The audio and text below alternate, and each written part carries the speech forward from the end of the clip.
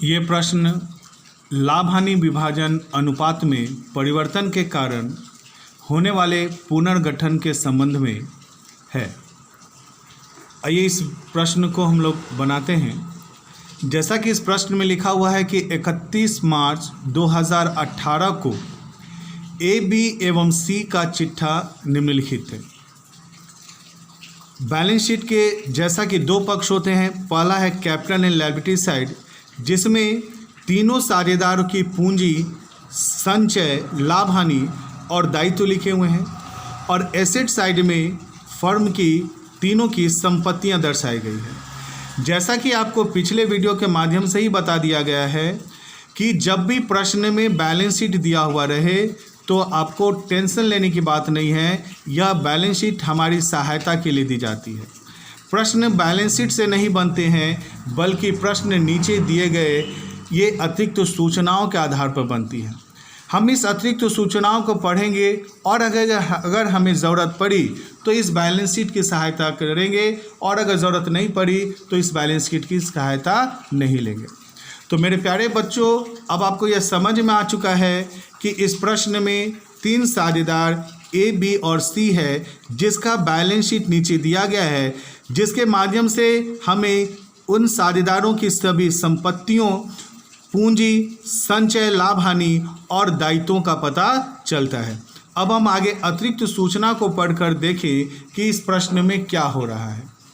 तो आगे लिख रहा है कि ए, बी तथा सी अपने लाभ विभाजन का अनुपात 2, 3 और 5 के अनुपात में करते थे। यानी कि यहाँ पर तीन साझेदार जो ए, बी, सी है, वो अपने लाभ हानि विभाजन का अनुपात 2, 3 और 5 में करते थे। लेकिन 1 अप्रैल 2018 से वे लाभ हानि को बराबर बराबर बांटने के लिए सहमत हुए। जैसे ही यह लाइन लिखा, आपको पता चल गया कि जो तीन साझेदार ए, बी, सी है, वे लाभ हानि का विभाजन 2, 3 और 5 के अनुपात में करते थे, और अब वो बराबर बराबर बांटने का निर्णय ले रहे हैं। यानी कि लाभ हानि विभाजन अनुपात में परिवर्तन हो रहा है। इस प्रश्न में अब तक कहीं भी लिखा हुआ नहीं है कि साझेदारी का पुनर्गठन हुआ है, लेकिन आप जान गए कि पुनर्गठन हुआ है क्या चीज़ की वजह से? तो लाभ हानि विभाजन अनुपात में परिवर्तन की वजह से। अब आप जानते हैं कि लाभ हानि विभाजन अनुपात में परिवर्तन के कारण यदि पुनर्गठन होता है तो हम दो काम करते हैं। पहला, अगर उस समय फर्म में कोई भी संचय, लाभ हानि, ख्याति या किसी भी तरह की जमा राशि है तो उसे पुराने साझेदारों के बीच में बांट दिया जाता है, और अगर उस तारीख को पुनर्मूल्यांकन हुआ है तो पुनर्मूल्यांकन के संबंध में जर्नल किए जाते हैं। तो आगे हम बैलेंस शीट की पहले हम देख चुके हैं कि बैलेंस शीट में जनरल रिजर्व और प्रॉफिट एंड लॉस का क्रेडिट बैलेंस है, तो लिखा हुआ रहे चाहे लिखा हुआ न रहे, जनरल रिजर्व और प्रॉफिट एंड लॉस अगर है तो साझेदारों के बीच हम ओल्ड रेशियो में बांट देंगे। अब दूसरा पॉइंट में आते हैं कि क्या पुनर्मूल्यांकन हुआ है तो हम पुनर्मूल्यांकन की एंट्री करेंगे, नहीं हुआ है तो नहीं करेंगे। तो यहाँ लिख रहा है कि इस उद्देश्य के लिए निम्नलिखित पर सहमति हुई। पहला, कि भवन को 6 लाख रुपए पर मूल्यांकित किया जाना है। यानी कि यहाँ पर संपत्ति का पुनर्मूल्यांकन हो रहा है। अब हमें देखना है कि इसका जो पुनर्मूल्यांकन हो रहा है, इससे हमें लाभ हो रहा है या हानि। तो लिख रहा है कि भवन का मूल्य 6 लाख पर मूल्यांकित किया जाना है, लेकिन 6 लाख रुपए से कितना बढ़ा या कितना घटा ये हमें पता नहीं है। तो अब कितना बढ़ा या घटा के लिए हम बैलेंस शीट की सहायता लेंगे। तो जब हम बैलेंस शीट पे नज़र डालते हैं तो हम देख रहे हैं कि एसेट साइड में भवन जो है वो 5,80,000 का है, जबकि इसका मूल्यांकन कितना हुआ है? 6 लाख, यानी कि 20,000 रुपये की यहाँ पर वृद्धि हो गई। तो यहाँ पर इंक्रीज हो रहा है। क्या चीज़ में इंक्रीज हो रहा है? तो एसेट्स में हो रहा है। कितने रुपए की हो रही है? तो 20,000। आप इसे समझने के लिए लिख सकते हैं। फिर आगे लिख रहा है कि फर्नीचर का चालू मूल्य 10,000 पर किया जाना है। यानी कि चालू मूल्य यानी कि वर्तमान में फर्नीचर का मूल्य 10,000 किया जाना है, लेकिन 10,000 करने से जब इसका पुनर्मूल्यांकन हुआ तो हमें लाभ हुआ या हानि, वृद्धि हुई या कमी, हमें पता नहीं चल रहा है। तो फिर इसके लिए हमें बैलेंस शीट देखने पड़ेंगे। तो बैलेंस शीट जब हम अध्ययन करेंगे तो एसेट साइड में हम फर्नीचर पा रहे हैं कि 18,000 है, लेकिन अब इसका चालू मतलब कि वर्तमान मूल्य में 10,000 करना है। तो पहले 18 था और अब 10,000 हो रहा है, यानी कि यहाँ पर संपत्ति के मूल्य में कमी हो रही है।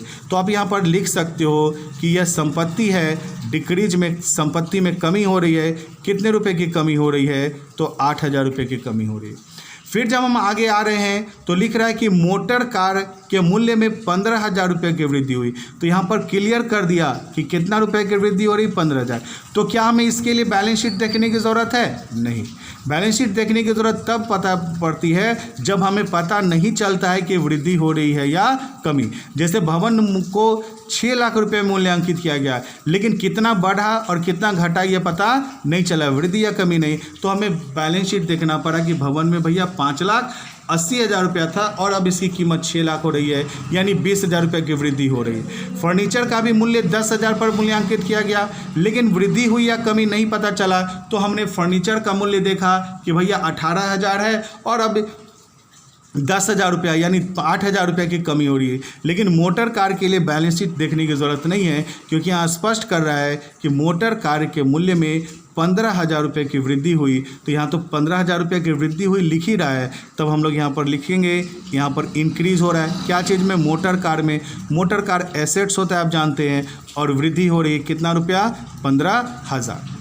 अब यहाँ पर लिख रहा है कि देनदार पर 10% की दर से संदिग्ध ऋणों के लिए आयोजन किया जाना है। पिछले क्लास में ही आप जान चुके हैं कि संदिग्ध ऋणों के लिए आयोजन करना हमारे लिए लायबिलिटीज है। संदिग्ध ऋणों के लिए आयोजन करना हमारे लिए लायबिलिटीज यानी कि दायित्व है। और हम यहाँ पर संदिग्ध ऋणों के लिए क्या करें? आयोजन जब करेंगे तो दायित्व तो हमारा क्या हो जाएगा? बढ़ जाएगा। और आपको मालूम है कि दायित्व का बढ़ना हमारे लिए हानि होता है। तो हम लोग यहाँ पर लिखेंगे लायबिलिटीज, और यहाँ पर लायबिलिटीज में क्या हो रहा है? तो लायबिलिटीज में भी इंक्रीज़ हो रही है। और कितने रुपए की इंक्रीज़ हो रही है? तो लिखा देनदार पर 10%। तो देखिए कि आपका देनदार कितना है। देनदार यानी कि डेब्टर है। देनदार यानी कि डेब्टर कितना है? देनदार 30,000। 30,000 का कितना प्रतिशत का है? 10%। तो 30,000 का 10% निकालेगा तो 3,000 होगा, यानी 3,000 रुपया दायित्व में वृद्धि हो रही है। तो उम्मीद करते हैं कि मेरे स्टूडेंट आपको प्रश्न समझ में आ गया। अब हम इसके उत्तर लिखेंगे। तो उत्तर में आपको करना क्या है? तो यहाँ पर आपको लिख रहा है कि आवश्यक जर्नल बनाएं। तो यहाँ पर आवश्यक जर्नल बनाएं लिखा हुआ है, लेकिन क्या चीज़ के लिए आवश्यक जर्नल बनाएं ये लिखा हुआ नहीं।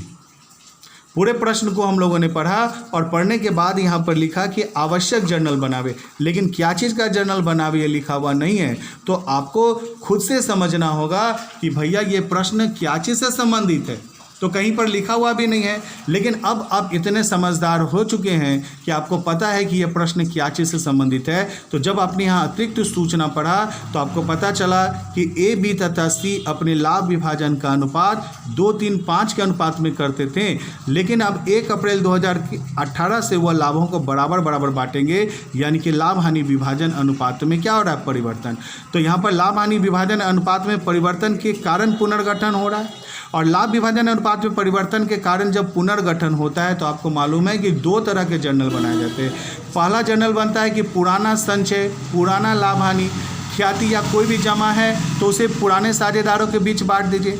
और दूसरा कि यदि पुनर्मूल्यांकन हुआ है तो एंट्री कीजिए। तो आप देख रहे हैं कि बैलेंस शीट में पुराना संचय और लाभ हानि भी है, तो इसकी भी एंट्री होगी। और फिर आपने देखा कि यहाँ पर संपत्ति और दायित्वों का पुनर्मूल्यांकन हुआ है तो पुनर्मूल्यांकन की एंट्री होगी।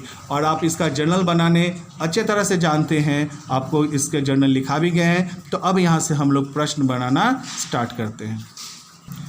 जैसा कि हम आपको बता चुके हैं कि जब भी हम लोग जर्नल बनाएंगे तो जर्नल एंट्रीज हमें हेडिंग लिखनी है, और इसके बाद जो 5 कॉलम होती है डेट, पार्टिकुलर, जेएफ और अमाउंट की, यह लाइन खींच के ही जर्नल आप बनाएंगे, आपको पता है, ठीक है। लेकिन मैं ऐसे ही बना रहा हूँ चूँकि समय बचत करने के लिए, लेकिन आपको समय बचत करना नहीं है। समय बचत करेंगे तो एग्जामिनर जो है वो क्या करेंगे? नंबर की बचत कर देंगे आपकी, इसलिए नंबर ही गायब हो जाएंगे।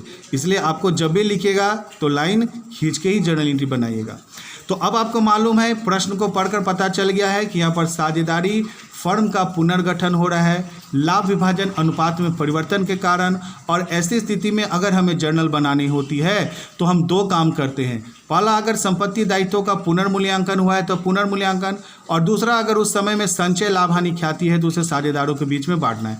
हम दोनों एंट्री किसी को भी ऊपर और नीचे कर सकते हैं। तो पिछले सवाल में हम लोगों ने संपत्ति का पुनर्मूल्यांकन पहले किया था और संचय को बाद में बांटे थे, तो इस प्रश्न में हम संचय को पहले बांट देते हैं। तो अब हमें देखना है कि प्रश्न में पुराना संचय लाभ हानि ख्याति वगैरह है कि नहीं। तो जब आप पीछे के बैलेंस शीट का अध्ययन कीजिएगा तो आप देख रहे हैं कि बैलेंस शीट में जनरल रिजर्व दिया हुआ है, फिर प्रॉफिट एंड लॉस का क्रेडिट बैलेंस दिया हुआ है, और प्रॉफिट एंड लॉस का क्रेडिट बैलेंस का मतलब क्या होता है, लाभ।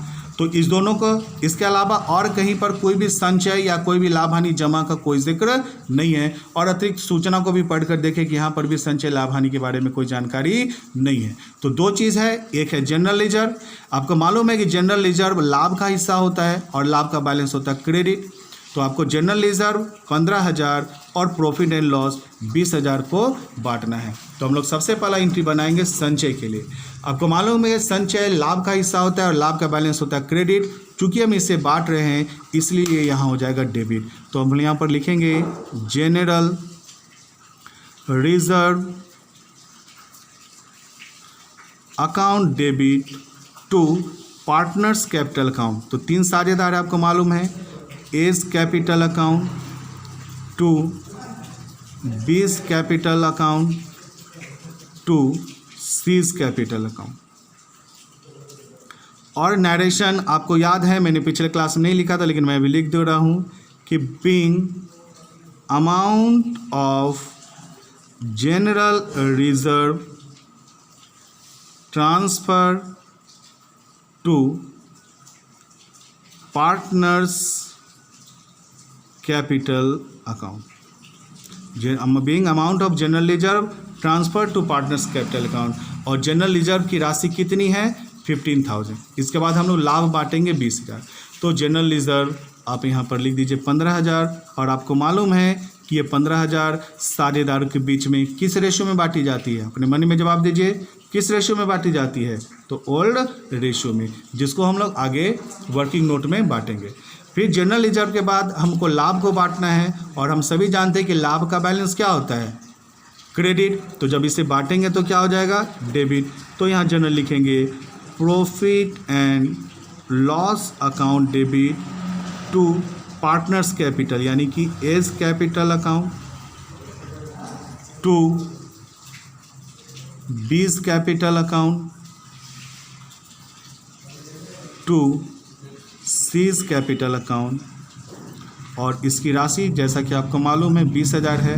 नरेशन बिल्कुल सेम होगा, being amount of general reserve की जगह में क्या हो जाएगा, profit, being amount of profit transfer to partners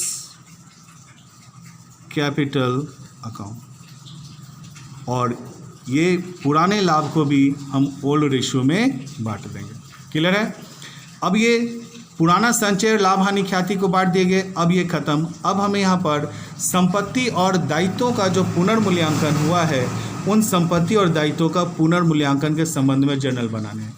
तो आपको तो मालूम है कि संपत्ति के लिए 2 और दायित्व के लिए 2। संपत्ति में पहले संपत्ति के मूल्य में कमी, फिर संपत्ति के मूल्य में वृद्धि, फिर दायित्व के लिए 2, दायित्व के मूल्य में कमी, फिर दायित्व के मूल्य में वृद्धि। तो हम लोग यहाँ पर बनाने वाले हैं संपत्ति के मूल्य में कमी होने पर। तो आपको मालूम है कि संपत्ति के मूल्य में कमी होना हमारे लिए हानि कहलाता है। और हानि किसके वजह से होता है, पुनर्मूल्यांकन की वजह से। तो हानि जब होता है तो हम लोग रीवैल्यूएशन को क्या कर देते हैं, डेबिट। तो यहाँ लिखा जाएगा रीवैल्यूएशन अकाउंट, हानि जब होता है तो हानि को हम लोग कर देते हैं डेबिट। तो यहाँ पर लिखेंगे रीवैल्यूएशन अकाउंट डेबिट। फिर लिखेंगे वे मदे जिससे संपत्ति के मूल्य में कमी हो रही है। तो देखिए कौन कौन से संपत्ति के मूल्य में कमी हो रही है। तो भवन जिसका मूल्यांकन 6 लाख किया गया, लेकिन पहले इसकी मूल्य कितनी थी, 5,80,000। तो 6 लाख यानी कि वृद्धि हो रहा है, हम लोग पहले लिख चुके, तो वृद्धि तो अभी लिखनी नहीं है। फर्नीचर का चालू मूल्य 10,000 पर आंका गया और पहले कितना था, 18।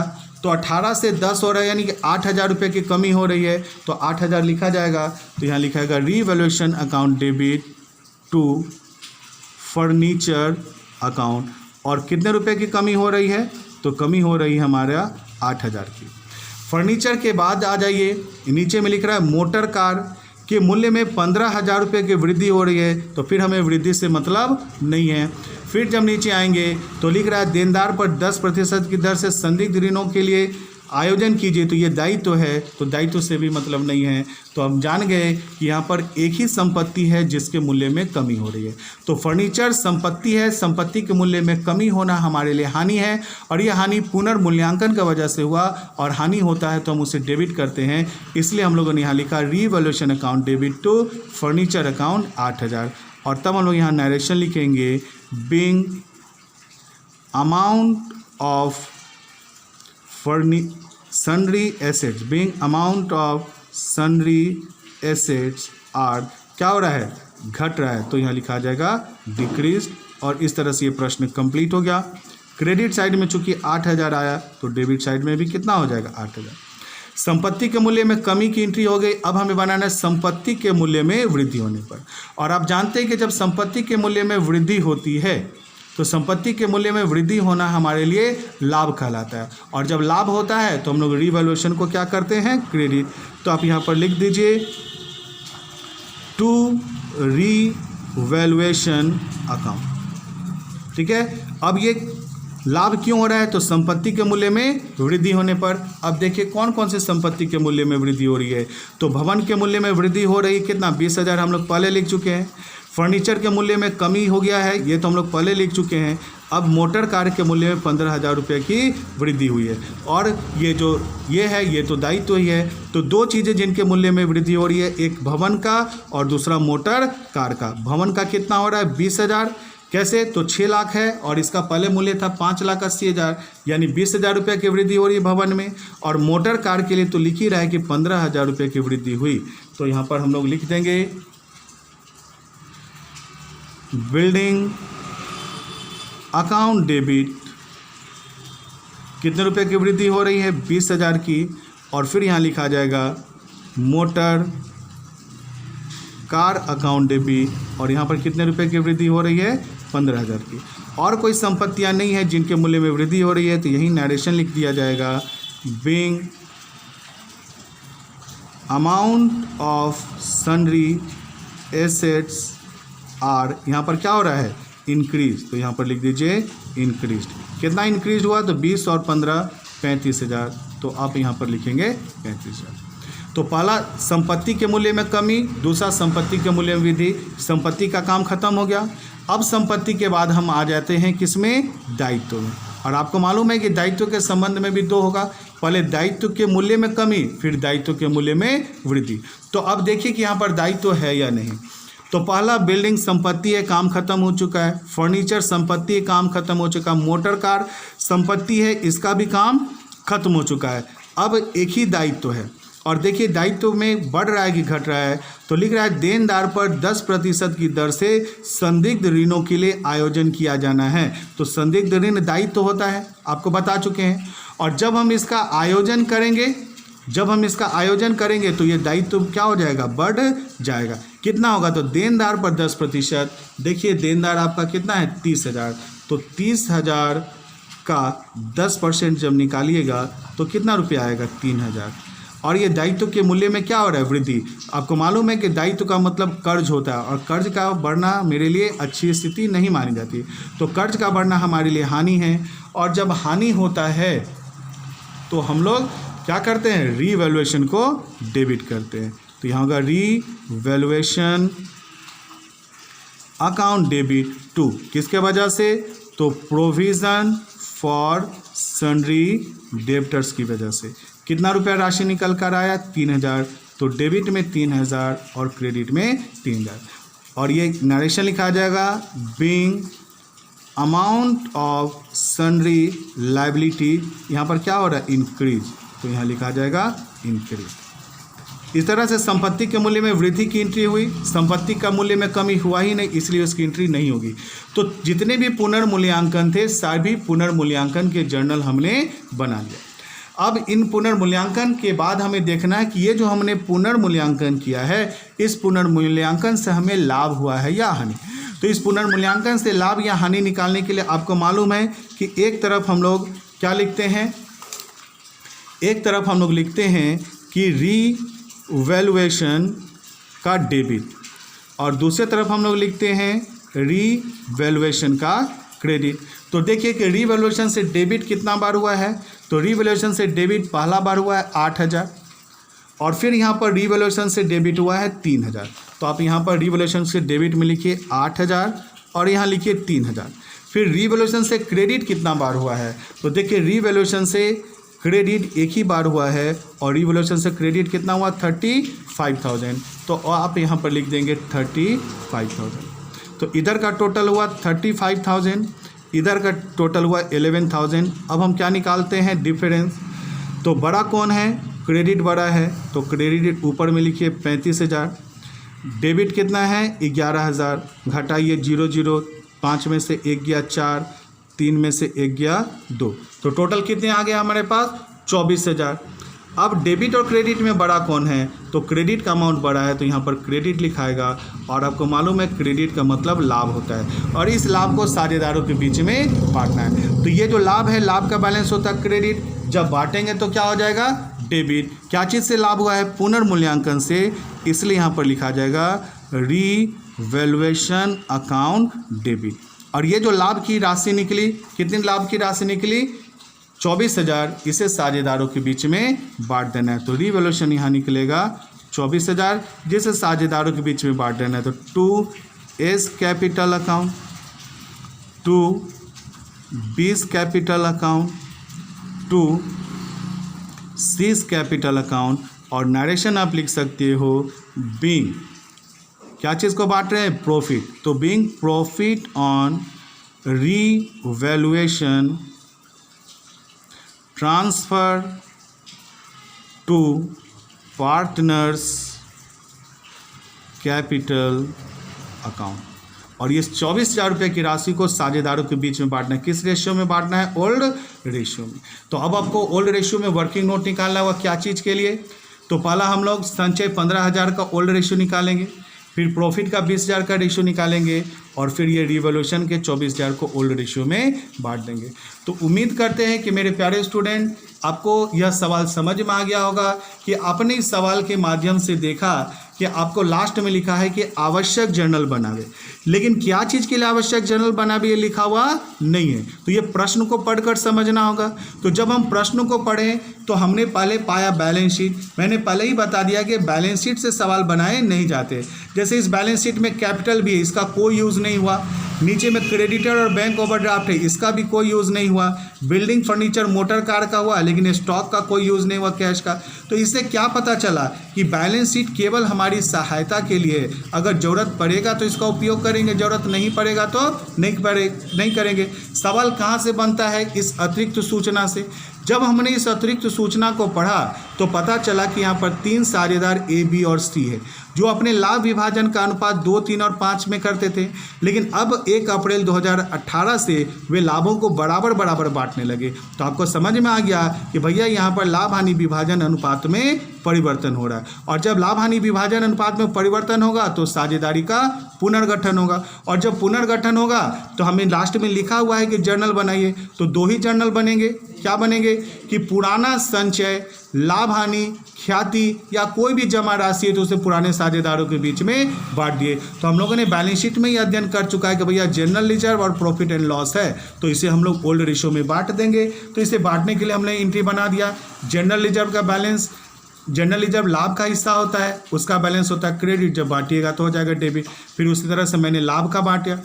इस दोनों की एंट्री करने के बाद हमें देखना है कि क्या पुनर्मूल्यांकन हुआ है। तो आपने देखा कि यहाँ पर भवन, फर्नीचर, मोटर कार और डेब्टर का पुनर्मूल्यांकन हुआ है, तो इसलिए इसमें से हमने वही चीज़ लिया जिसका पुनर्मूल्यांकन हुआ है। बाद बाकी चीज़ें अगर यहाँ पर है भी तो उससे कोई मतलब नहीं है। तो हम लोगों ने पुनर्मूल्यांकन का एंट्री किया। तो भवन 6 लाख रुपए हो गया है, जो कि पहले 5 लाख 80,000 था, तो मूल्य में वृद्धि हुई तो लाभ होता है। तो लाभ का इस तरह से हम लोगों ने जर्नल बनाया। उम्मीद है आपको समझ में आ गया। तो अब यहाँ पर ये देखना है कि ये जो हम लोगों ने 2 एंट्री करी है, पुराना संचय और लाभ हानि को बांटने के, और फिर हम लोगों ने से यहाँ से एंट्री करी है पुनर्मूल्यांकन से। तो जब हम जर्नल बनाएंगे तो कोई ज़रूरी नहीं है कि हमको इसी तरह से बनाना है, हम पहले पुनर्मूल्यांकन के सारे जर्नल एक जगह कर सकते हैं और उसके बाद फिर हम ये संचय और लाभ हानि का एंट्री नीचे में भी कर सकते हैं, या फिर हम चाहें तो पहले पुराने संचय लाभ हानि को बांट देंगे और फिर उसके बाद हम पुनर्मूल्यांकन का एंट्री कर सकते हैं। तो अब वीडियो हम यहीं पर क्लोज कर रहे हैं, क्योंकि अब जो इसे ओल्ड रेशियो में बांटना है 15,000 को, तो इसका वर्किंग नोट आप अनेकों बार बता चुके हैं, उम्मीद करते हैं कि आप बना सकते हैं। फिर संचय को भी बांट ली, लाभ हानि को भी बांट लीजिएगा और फिर इसे भी ओल्ड रेशियो में बांट लीजिएगा। तो आज के लिए वीडियो इतना ही। और भी वीडियो अगर पीछे के देखने चाहते हैं, अगर कोई चीज़ वीडियो छूट चुका है तो कॉमर्स पॉइंट चाबासा में यूट्यूब में टाइप कीजिए, फिर वहाँ पर कॉमर्स पॉइंट का फोटो बना उसको दबाइएगा तो आपके सारे वीडियो पीछे से मिल जाएंगे। आज के लिए इतना ही।